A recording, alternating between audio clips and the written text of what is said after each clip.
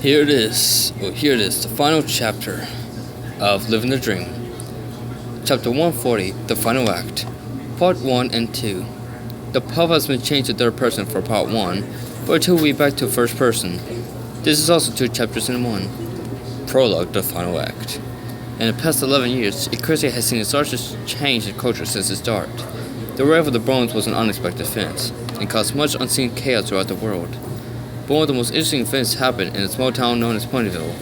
The events that led to its destruction and rebuilding. The events following it within the next 3 years were just as destructive as the environment, all of it caused by one single pony. The events of those first 3 years were just the beginning of an even bigger picture. In the years after, the Browns knew Ponyville and Cadillac caused enough trouble to be noticed by other forces. The trouble they caused was never meant to cause harm, but each time they tried to help others or succeeded in doing so, something always went wrong. And each time this happened, they caused a bit more chaos. Lance Greenfield, the unofficial leader of those bronies, had been the main cause of all the problems, magnitude to what he is. However, they've always seemed to fix everything they caused. It always seemed. As of the recent year, they've caused more trouble and accidental deaths than in past years. And as it seems, something is starting to pay more attention to them. This is the unknown story of the events that happened on April 3rd, 11 AB. Living the Dream, The Final Act, Part 1. 10 years after the destruction of Ponyville, April 3rd, 9:21 a.m. Lance, I see Fulton over there at the forest edge, David said as he looked out over the stone wall that hid him and us from view. There's also 2 others over there. I don't see any others though, Greg says he crouched back down behind the wall. So we have at least 6, possibly more, in front of them in front of us, even more behind us. Damn, the odds are always against us, Lance says he sat on the ground looking at the map of the area. If we can't get this clearing, we should be fine, Dave says he returned to crouch behind the stone wall. Lance looked over at him. Weapon check? We have at least enough ammo to take out the ones ahead of us, and maybe 5 more. Maybe. That last firefight really hit us hard, Dave replied. So we're screwed if more show up? Greg said, a smile on his face. Basically, David said with a shrug. At that moment, 2 other figures ran up and slid up against the wall with them. Too many behind us. We'll have to go straight, Zeth said, out of breath. Tell us something we don't know, Lance said as he put the map away. Saul looked at him as he cut his breath also. Well, we think the other 2 groups of friends are already halfway there. We're the first one behind. As expected, Lance said with a slight chuckle. Well, let's get this over with. Ready your weapons.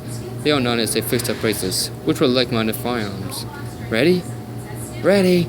Then, over the top, bronies, Lance said, mimicking an old sergeant. All 5 of them jumped the wall and began running to a large clearing, instantly being noticed by all 6 of the armor-clad opponents in the field. Take the 2 over there first, Lance yelled out, followed by Seth and David, firing 2 shots each, easily taking out the 2. The 5 friends dashed across the open ground as the other 3 ponies opened fire on them. Several racers took from McGallon fired 3 times, hitting one of them. The others fired on them, effectively downing the other 2 armored ponies. Yes, Lance yelled out with a big smile on his face. Now to hope we outrun the ones behind us. Each one of them laughed, till they neared the other side. Suddenly, they all came to a screeching halt as the forest in front of them came alive. What about the ones in front of us? Dave said in a small voice. Lance stared blankly ahead as the armor points out the forest. Fuck, it's the last thing Lance says as the ponies ahead of them opened fire. It lasted only a few seconds, but once the gunfire stopped, all 5 of the bronies lay on the ground. All was silent for at least 10 seconds. 2. And game, set, match. Bruins lose yet again. Lance sat and rubbed his head. We haven't lost yet. The others are 2 out there. The others? They fell for the same trap. Fetching laughed as he stabbed other force in the head of his Royal Guard. So as I was saying, Browning 0, Royal Guard 11. The other boy sat up groaning, the rubber bullet falling off of him. I hate war games, Sir groaned as he stood. It's either help them train, or sit at home and be lazy, Dave said as he too stood. Craig chuckled. Pussies. At least I could take a bullet. Rubber bullet, Lance reminded. Whatever. Fresh laughed again. Again tomorrow? No, I said. Twan and I plan to go visit Spark and your kids in Manhattan. Frederick gave a nod. Alright then, tell Nova Star Chasers and their parents more or less info about how their studies are going. Lance chuckled. I'll tell them. Maybe. Frederick rolled his eyes to look back at the Royal Guard, and addressed the captain. Training's over for today. Round the rest of you men and head back to New Ponyville. The captain saluted. Yes, Prince Frederick. He then turned and yelled. You heard him. Run up and head on home. As the royal guard moved back into the forest, Seth and Sora began to walk out of them, heading home as well. Yo, Lance, ride? Greg asked, giving Lance a grin. Lance shook his head as he began to fly upward. Walk home, Greg. I don't want to hurt my back again.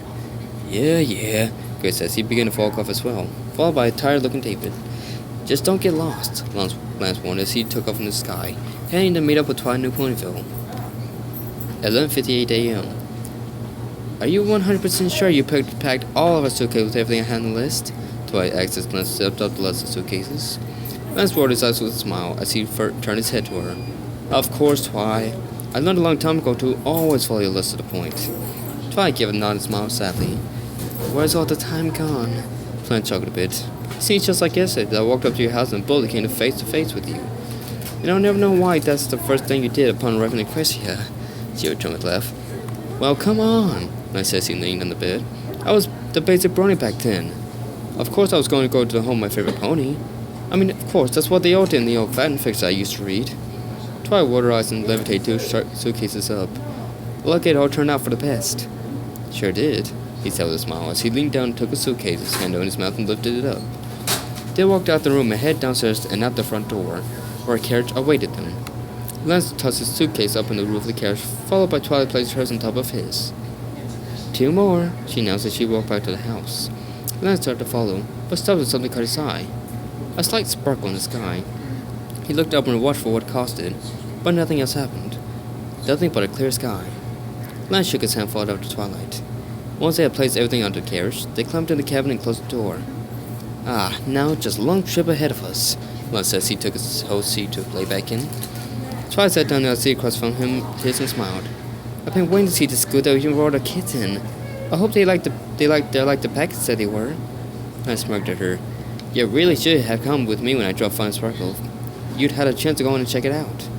Stop rubbing it in my face. You know I was busy that week, she said. She crossed her legs and glared at him a bit.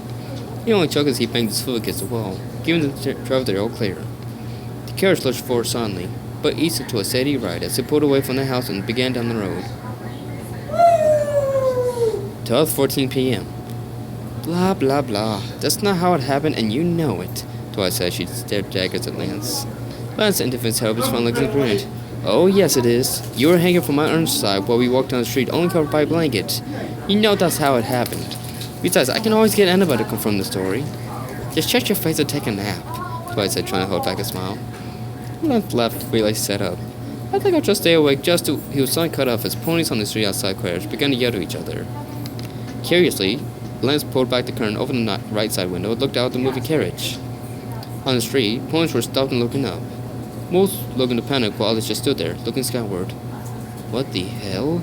Lance muttered as he started to look up, but Twilight pointed back in to face her. What's going on? Lance shrugged. I don't know. I was started to look up, but somebody pulled me away from the window. Twilight sighed. Just look for me. Lance started to move back to the window, but suddenly a loud sound was heard, followed by what seemed to be a shockwave coming downward. The carriage swerved to the side, causing Lance to fly onto the floor, followed by Twilight. It again swerved and seemed to be picking up speed. What's happening? Twilight yelled over the loud noises. I don't, Lance began, but the carriage suddenly jumped to something, throwing both of them around as the carriage seemed to flip over itself. Then everything went silent. After a minute, Lance started coughing as he forced himself to stand on his feet. He looked around the demolished carriage to see Twilight just a few inches from him. He started to become worried, but she twitched and started to lift herself into a sitting position. Lance held a hood to his hand and groaned. What the hell just happened?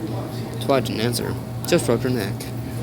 With a grunt, Lance moved to the door and tried to push it open, but the wood around it was warped and crushed, keeping the door sealed shut. Damn it, Lance muttered as he turned and started bucking at the door. What's wrong? Twilight asked as she stood up and looked at the door. The damn door is stuck, Lance growled as he repeatedly bucked the door. Lance, that's the back of the carriage. As in, that's a wall, Twilight deadpanned. Lance's eye twitched as he looked to his left and saw the door, which still looked seen in place. Don't say it. Twilight only grinned as Lance walked past her and started bucking the door, causing it to break apart. Finally, after a couple hard bucks, the door fell apart, providing an exit. Not too hard, Lance said with a smile as he crawled through the hole in the door. Upon looking around, his smile faded. The scene around them was darkened, as if the light from the sun was blocked by clouds. Everyone in the area was also on the ground, looking dazed or unconscious. He looked towards where the driver had been and winced. To find the carriage that held the driver was crushed in the wall by the passenger's cabin. As he looked around, he slowly became aware of a slight static-like sound in his head. Twilight caught out the wreck and gasped at the sight before them. Twilight Lance looked up and found his hunches. That's new. What? Twilight said. She looked up, also found her hunches, not the cape. Up above them, extremely close to the atmosphere, was what looked to be a ship. Not the typical ship one would think to see about the planet's science fiction, but a ship that looked to be made of rock and in an odd shape. The ship-like object was huge, looking to be as big or bigger than the planet, which was the reason for everything being so dark around them. That's impossible, Twilight whispered. The static-like sound in their mind seemed to become louder. This is random and strange, Lance said as he looked upward. Twilight looked at him. What do we do? Lance shrugged. All I can think to do is head to the palace and see what the hell is going on. Twilight nodded as they stood. But what about everyone out here? The points around them all seemed to be okay, and seemed to have just been knocked off their feet. They'll be fine, Lance said as he looked at her. And our driver? She asked as she tried to turn towards the carriage. Lance put a hoof in her shoulder and turned away. He's fine. Can you teleport us to the palace? Twilight nodded as her horn began to glow. 12:19 p.m. Does anyone have a bugging idea what the hell that was?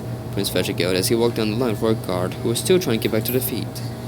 Prince Celestia, who was standing at the large side window, turned to him. I don't know, Frederick, but they have something to do with this. Frederick walked up past the throne and looked out the window, letting out a guess at what he saw. Is that a freaking planet? Celestia shook her head. I'm afraid not. If it was, its orbit would have affected us a lot more than just throwing everyone to the ground.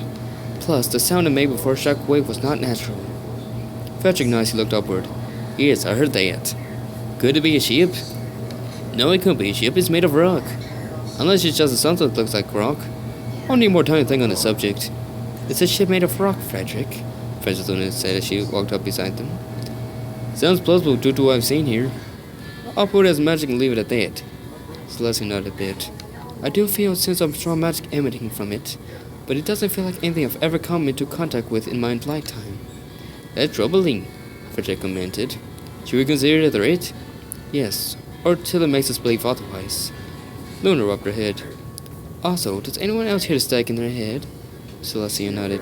Yes, it started after the shockwave hit, but I do not know what it is. Feels like a form of telepathic communication, like what we use, Frederick offered. The princess nodded in agreement. At that moment, behind them, there was a flash of purple light. They all turned around, already knowing who it was. Would someone please explain to me why a ship or rock or whatever is flowing about the planet? Lance asked loudly as he walked towards the throne with Twilight at his side. It is a ship made of rock, we think, Frederick said as he walked towards him. As for why it's there, we don't know. And this diagnosis in our heads? Twilight asked. We also believe that be a form of telepathic communication, Lance said, still at the window with her sister. Alright, now what do we do? Lance actually looked around at everyone. We wait and see what it does, Celestia replied. Lance sighed. Sounds stupid, but I guess it's all we can do. Behind them, the doors burst open and a dark green pony walked in. Does anyone else see the fucking rock up in the sky? Or am I relapsing? Shut up, Greg, Lance said, not paying him attention. I'm serious. There's a rock above us bigger than anything I've seen, Greg said, walking up to them. Why no, Greg said. Just calm down. I am calm, Greg said, sitting down on the ground. Anyways, we should assemble the citizens, tell them what we think is going on, Lance said as we walked up next to Frederick. That sounds like what we should do. I'll go send a message to everyone in the sonic charge as they all gained a blank stare in the face. In their minds, a vision of a face began to appear. It was a simple looking face, nothing special to it at all. As soon as the face of the face became clear, it spoke. Greetings, sentient beings. I am the Watcher, the Judge of Life. Those are two many names that I have, but this is not important. What is important is why I have arrived here at your planet. It is my duty to watch and observe life, to judge it. I have watched this world since its beginning, and I have never given it much thought. It's always been low on my list on plans to watch. But recently, this planet has reached the top 10 of my list. It has gone from mostly peaceful to chaos in just a few years. A drastic change that caught my attention. I have judged this planet, and I judge it poorly. This planet has slowly degraded from its previous state. and it is logical to believe he will continue to do so. I am sorry to say that I've decided to fix this before it happens. In 2 hours, I will be deleting and restarting the planet. I am not going to explain what this means, but you all have 2 hours to make peace with each other and prepare. The vision inside disappeared at once, causing everyone to collapse to the ground again. Frederick was the first to recover his stand. Please tell me no one else just heard that. What the fuck was that? One of the road guards said as he sat up. Civilization looked out over everyone as they stood. I think we have our answer for it, if it is hostile or not. Indeed, Luna said. It is clearly a hostile force that plans to wipe us all out. Am I on the right course? I believe so, Frederick responded with a nod. But I believe this is more than a simple threat. We all heard it. This is much more trouble than anything we faced to date. To me, it sounds like you're thinking of fighting it, Lance says, erasing. Of course I do, Frederick said, looked to Celestia. Do you think this is wise? Celestia looked out the window up at the ship. This watcher seems to be an old being, much older than me, or Luna. From what it said, I believe we're dealing with something beyond our comprehension. So you're saying we shouldn't fight it? Frederick asked with drooped ears. Celestia turned around and looked straight at him.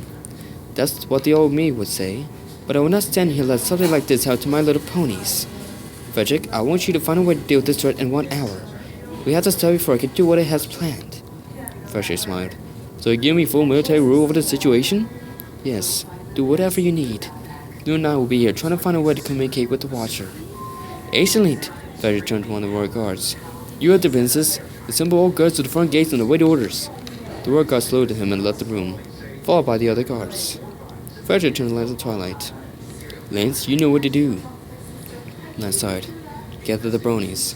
Yeah, I know. Frederick looked at Twilight. Twilight, gather up everyone in New Ponyville and keep them calm. Wait, he looked back at Lance. Lance, change the plans. Only gather a few of the bronies. Tell the rest to head to New Ponyville and help Twilight. Lance only nodded as he turned to leave. Greg started to follow, but Frederick stopped him. Greg, you with Twilight. Ah, oh, damn it, Greg said as he turned back to them. 2 p.m. So we're just going to teleport on this thing and hope for the best? Peter asked as he looked at everyone around the table. Basically, Frederick confirmed, but with the back of the entire Royal Guard. That I like, Peter said with a smirk. Frederick chuckled. I knew you'd all love that part. He then looked at Lance. But seriously, you only brought Peter? Why not the others? And Lance shrugged. Well, as I see it, if we are doing what you plan to do, then only the ones of us who can fight and have power should go. Right? Grace wanted to come, but I thought we need at least one of us stay behind down here just to be safe. Good go, Frederick said, turned to Johnny Armor. Is the guy ready for combat? Johnny Armor gave a quick nod. Yes, I have the entire guard out in front of the place ready to go. I also have the shield up around the city, as a precaution. Are you sure this is the right thing to do? It's the only thing to do, Captain. A direct assault is always the best course of action, Frederick said confidently. Yes, and that's how the Russians lost millions during World War II, Peter said. Frederick rolled his eyes. You don't know what you're talking about. It's this or we defend. And if we defend, we could be wiped out. As I said, a direct assault is the only way to go about these. Lance sighed. I say we do as Frederick says. I mean, he's always been right in the past. Thank you, Lance, Frederick says. He looked at everyone at the table. Johnny, you will not be staying here. You'll be with us on the ship. Johnny Arm looked worried, but saluted. Of course, Prince Frederick. Lance, you'll be with Peter. You also have half the Royal Guard at your side. When you reach the ship, our 2 groups will split and try to search for the Watcher. When one finds it, they will signal the other with telepathy. Sounds easy enough, Lance replied. Johnny, you're of course with me, but that goes without saying. He then stood up. Alright, everyone, you know what to do. Meet out near the front gates. I'll go tell the princess that I'll need their help teleporting from the ship. Delightful, Peter says it with a grin as he walked for the doors. And shook his head inside. Oh yes, delightful. 1:05 p.m. Lance stood next to Peter looking up at the steps where Frederick and the princesses stood. Do you get the feeling that Frederick just really wants to come in a large battle against a very old god thingy? Peter whispered Lance. Lance nodded. I've had that feeling since the moment Celestia gave him rule of the military during this whole thing. Peter looked behind him at the rows of guards behind him. At least he's going all out, right? I guess. Up at the top stairs, Frederick and the princess turned towards the crowd of guards. I'm sure Prince Frederick has already given you all the details on this mission, but we want to add that we want every single of you to return safely. No matter what, Celestia ordered. To add to this, while you're all up there, we will be trying to communicate with this thing. If we somehow do, we will instantly teleport all of you back here. If this happens, maybe we can change his mind, Luna added. However, if we do confront this thing before the princess can get in contact with it, we will engage it with full force, Frederick finished. We will be teleporting each group separately. Lance's first, then Frederick's, Zilla said as she nodded to Frederick. Frederick looked towards the crowd. 2 minutes, everyone. Well, here we go, Lance said with yet another sigh. 1:12 p.m. The moment Lance's group appeared, they were all taken back from what they saw. When planning out the attack, they had planned for a corridor lined with doors, but what was around them was completely different. Just one large room, with an equally large door on each end. Well, this makes this harder, Peter muttered as he looked around at the candlelight-sized room. This is going to take forever. We all forgot to count for the actual size of this thing, Lance groaned as the royal guards behind them started complaining about the exact same thing. A moment later, Fred's voice echoed through Lance's head. Did your group get on the ship? We don't see you. We're here, Lance responded. Ah, there you guys are. Way over there by the other door. What do we do? This place is bigger than we thought. Go with the plane, Fred simply said as the connector's mind went silent. Peter looked over at him. So? Lance started walking towards the large door. We continue with the plan. Of course, Peter said as he chuckled and waved for the guard to follow. 1:37 p.m. This is taking too long, Lance said as they walked through the fourth large room. Peter sighed heavily. I know, we have close to 30 minutes left and it's taking forever just to cross the room. Then suddenly stopped, causing everyone behind him to stop as well. He surveyed the royal guards, thinking. Ah, yes, perfect, he said with a smile. We have plenty of Pegasus unicorns. The Pegasus can carry unicorns, while the unicorns use some magic to carry the earth ponies. Peter stumbled and smiled. Great thinking. We can cover more ground than last time.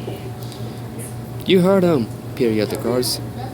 You too, Lance yelled to you unicorns. Get on our backs. 2 guards climbed on the Lance's and Peter's back. Sir, this feels wrong, the guard on Lance's back said. Everything feels wrong at least once in war. Lance replied back to him, trying not to crack a grin. Once every unicorn was on the back of the Pegasi, and had every earth pony wrapped in a magical field, Peter gave the shout to take to the air. Which took a few tries for most, but eventually everyone was in the air.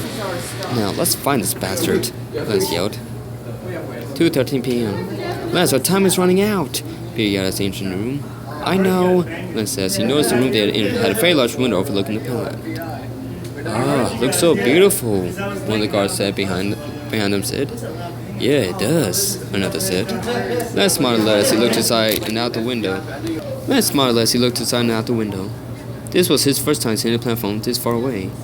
I said Kizan uses his ship as a resort of sorts, the guard on Peter's back joked. Peter chuckled. I know Reddy would love this view. Suddenly, everyone jerked, followed by a blank look on their face. Time's up. The moment the voice stopped speaking, everyone started falling from the air, all dazed.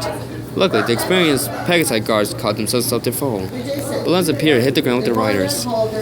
Damn it, Lance muttered as he stood up with the guard still in his back and looked through the large window, expecting to see the planet. And instead, only saw space. Lance, wasn't there a planet there before? Peter said in shock. Where the buck is it? The guard on Lance's back said in a panic. The other guards landed around them, all in the panic, sudden disappearance of the planet. Lance! Fetch yelled in his mind. I know. The planet's gone. Do you know how? The planet is gone! Fetch screamed back at them. Sit tight, we're on our way to you. I think we went in a circle. So 10 minutes, we're at least 4 runes in front of you. Just hurry.